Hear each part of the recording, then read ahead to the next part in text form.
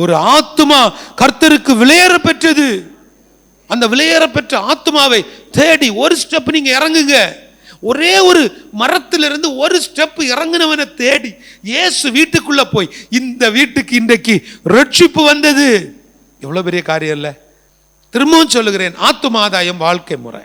என் வாழ்க்கையில ஒண்ணுமே இல்லை, என் வாழ்க்கையில ஒரு மாதிரி இல்லை, என் வாழ்க்கையில எந்த விதமான சாட்சியம் இல்லை.